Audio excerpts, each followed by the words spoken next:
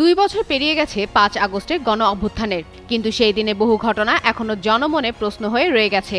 সবচেয়ে বেশি আলোচনায় থাকা বিষয়গুলোর একটি হলো গণভবন থেকে কুর্মিটোলা বিমান ঘাঁটি হয়ে ভারতের দিল্লির হিন্ডন বিমান ঘাঁটি পর্যন্ত শেখ হাসিনাকে বহন করা হেলিকপ্টার ও সামরিক বিমানের দায়িত্বে কারা ছিলেন তা নিয়েও কৌতূহলের এখনো শেষ নেই।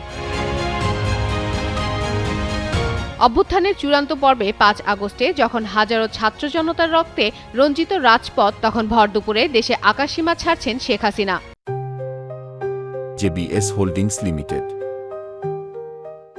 তাকে নিরাপদে গন্তব্যে পৌঁছে দেওয়া কর্মকর্তারাই বা এখন কোথায়, কি করছেন? যদিও এ বিষয়ে বাংলাদেশ সরকার, সশস্ত্র বাহিনী বা সংশ্লিষ্ট কোনো কর্তৃপক্ষ এখনও আনুষ্ঠানিকভাবে তদন্ত প্রতিবেদন বা তথ্য প্রকাশ করেনি।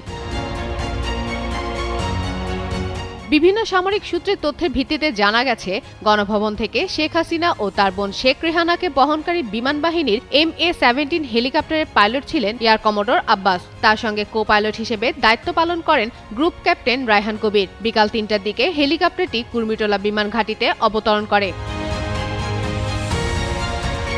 সংশ্লিষ্ট সূত্র জানায়, দেশ ত্যাগের ঘটনার পর এয়ার কমোডর আব্বাসকে প্রশিক্ষণের জন্য পাকিস্তানে পাঠানো হয়। কোর্স শেষে তিনি দেশে ফিরে বর্তমানে বিমানবন্দর সদর দপ্তরের এয়ার হেডকোয়ার্টার ইউনিটের অধিনায়ক হিসেবে দায়িত্ব পালন করছেন।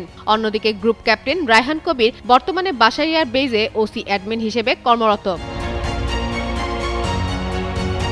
এরপর কুর্মিটোলা বিমান ঘাঁটি থেকে আগে থেকে প্রস্তুত থাকা C-130 জুলিয়েট সাময়িক পরিবহন বিমানে ভারতের উদ্দেশ্যে যাত্রা করেন শেখ হাসিনা। ওই বিমানের পাইলট ছিলেন এয়ার কমোডর শামীম রেজা এবং কো পাইলট ছিলেন উইং কমান্ডার মাহফুজ।